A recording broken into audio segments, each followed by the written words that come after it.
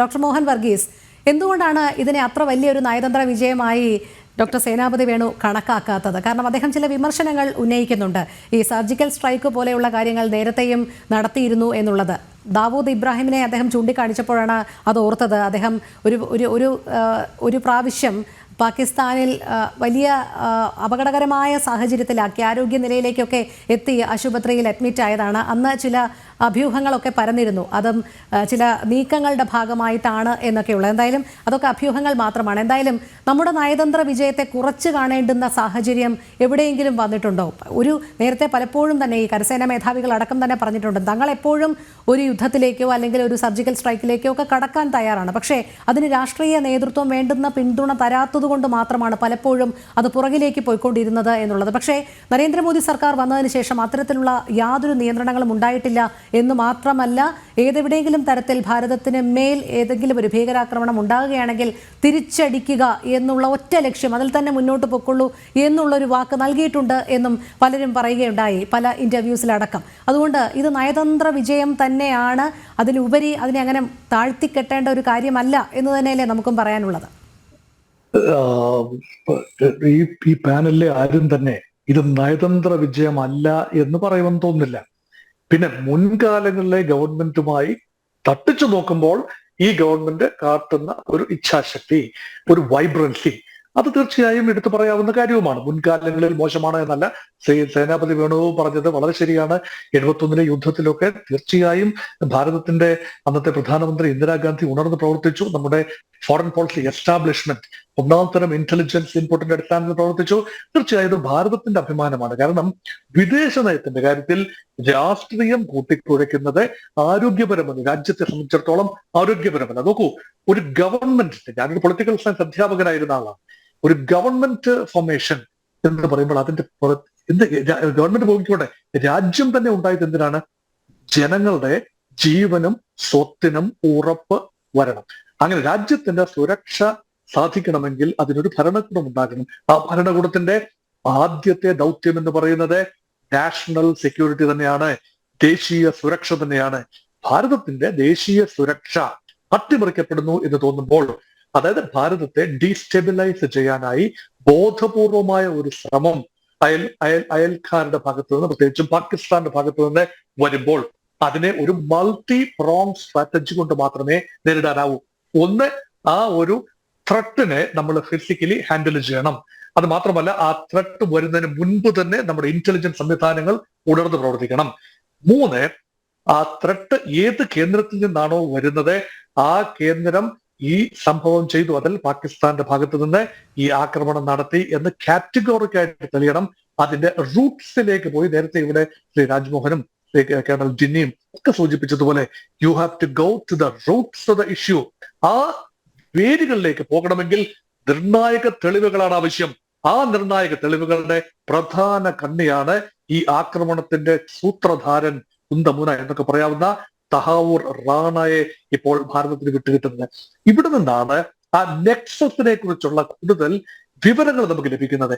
നമുക്ക് വേണമെങ്കിൽ പുകമറ പോലെ പറയാം, പാകിസ്ഥാന്റെ ഗവൺമെന്റ്, അതായത് പാകിസ്ഥാന്റെ സൈന്യവും പാകിസ്ഥാന്റെ ഇന്റർ സർവീസ് ഇന്റലിജൻസ് എന്ന രഹസ്യ അന്വേഷണ ഏജൻസിയും ലഷ്കർ ഇ തോയ്ബ എന്ന ഭീകര സംഘടനയും എല്ലാം ചേർന്ന ഒരു കൂട്ടുകെട്ട് എന്ന് മുഴുക്കൻ മട്ടിൽ പറയാം. പക്ഷേ ഇതിൽ പ്രവർത്തിച്ചത് ആരൊക്കെയാണ്? ലഷ്കർ ഇ തോയ്ബയുടെ നേതാക്കൾ ആരൊക്കെയാണ് പ്രവർത്തിച്ചത്? അവർ എത്ര പ്രാവശ്യം ഇന്ത്യയിൽ വന്നു? ആരാണ് അവരുടെ ഇന്ത്യയിലെ കോണ്ടാക്ട്? ഇപ്പോഴും ഈ സ്ലീപ്പർ സെൽ എന്ന് പറയുന്നത് വളരെ വളരെ ഗൗരവമായ വിഷയമാണ്. ഇപ്പോഴും 1993 2008 ബാക്കി പത്രം സ്ലീപ്പർ സെല്ലുകളുടെ രൂപത്തിൽ ഇന്ത്യയിലെ പല നഗരങ്ങളിലും ഉണ്ടാകാം. അതേക്കുറിച്ച് കാര്യമായ വിവരങ്ങൾ കിട്ടണമെങ്കിൽ ഇതുപോലൊരാൾ ഡേവിഡ് കോൾമാൻ ഹെഡ്ലിയിൽ നിന്നോ അല്ലെങ്കിൽ തഹാവൂർ റാണയിൽ നിന്നോ ആണ് അത് ലഭിക്കേണ്ടത്. അതുകൊണ്ടാണ് ഈ വിചാരണ എന്ന് പറയുന്നത്, അല്ലെങ്കിൽ തെളിവെടുപ്പ് എന്ന് പറയുന്നത് അതീവ സങ്കീർണവും നിർണായകവുമായ ഒരു ഘട്ടമാണ്. അമേരിക്കയെ സംബന്ധിച്ചിടത്തോളം അമേരിക്കയുടെ ദേശീയ സുരക്ഷയെ ബാധിക്കുന്ന വിഷയം അമേരിക്കയുടെ നീതിപീഠം പരിശോധിച്ച് അവിടെ തീർപ്പ് കൽപ്പിക്കുകയാണ്. പക്ഷേ ഇന്ത്യക്ക് അനുഭവിക്കുന്ന നാഷണൽ സെക്യൂരിറ്റി ത്രെട്ട് മനസ്സിലാക്കണമെങ്കിൽ അതിന് കുറച്ചുകൂടി ആഴത്തിലുള്ള അന്വേഷണം വേണ്ടി വരും. ഇത് നോക്കൂ, നമ്മൾ പാക് സ്റ്റേറ്റിന്റെ ഉള്ളിലേക്കൊന്ന് പ്രവേശിച്ചു നോക്കൂ.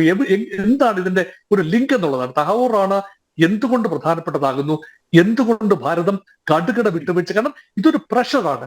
ഇത് എത്രയെല്ലാം നിഷേധിച്ചാലും പൊളിറ്റിക്കൽ ഡിപ്ലോമാറ്റിക് പ്രഷർ ആണ് യഥാർത്ഥത്തിൽ ഇങ്ങനെ ഒരു എക്സ്ട്രഡിഷൻ സാധ്യമാക്കിയത്. അല്ല എങ്കിൽ അവിടുത്തെ നിയമവ്യവസ്ഥ എന്ത് തന്നെ ആയിരുന്നാലും ശരി, പ്രസിഡന്റിന് ഓവർ ആർച്ചിങ് പവേഴ്സ് ഉണ്ട്, ഓവർ റൈഡിങ് പവേഴ്സ് ഉണ്ട്. പ്രസിഡന്റ് ഓഫ് അമേരിക്കയുടെ ഭാഗത്ത് നിന്നുള്ള ഗ്രീൻ സിഗ്നൽ എന്ന് പറഞ്ഞാൽ അമേരിക്കയുടെയും ഇന്ത്യയുടെയും രാഷ്ട്രീയ ഇച്ഛാശക്തി കൺവേർജ് ചെയ്യുന്ന ഒരു പോയിന്റിലാണ്. അതുകൊണ്ടാണ് ഇപ്പോൾ ഇന്ത്യ അമേരിക്കൻ ബന്ധം, ടാരിഫ് വാർ, ട്രംപ് ഇൻവോൾവ് ആയിരിക്കുന്ന തീരുവ യുദ്ധം, ഇന്ത്യക്കെതിരെ 27% തീരുവ പ്രഖ്യാപിച്ചു. എല്ലാ കണ്ണുകളും യഥാർത്ഥത്തിൽ ഇന്നത്തെ ദിവസം 9-ാം തീയതിയാണെന്ന് ഓർക്കണം. ഏപ്രിൽ 9-ാം തീയതി ഈ തീരുവകൾ നിലവിൽ വരുന്ന ദിവസമാണ്. അത് ഇന്ത്യയെ എങ്ങനെ ബാധിക്കും, ഇന്ത്യയുടെ താല്പര്യം എങ്ങനെ ബാധിക്കും, ആ രീതിയിലുള്ള ചർച്ചകളാണ് പലപ്പോഴും ഈ ഒരു പബ്ലിക് സ്പേസിൽ ഡോമിനേറ്റ് ചെയ്തത്.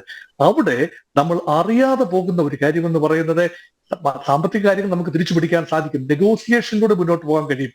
പക്ഷേ ദേശീയ സുരക്ഷയുമായി ബന്ധപ്പെട്ട കാര്യങ്ങളിൽ കൃത്യമായ ബന്ധമുണ്ടാകണം.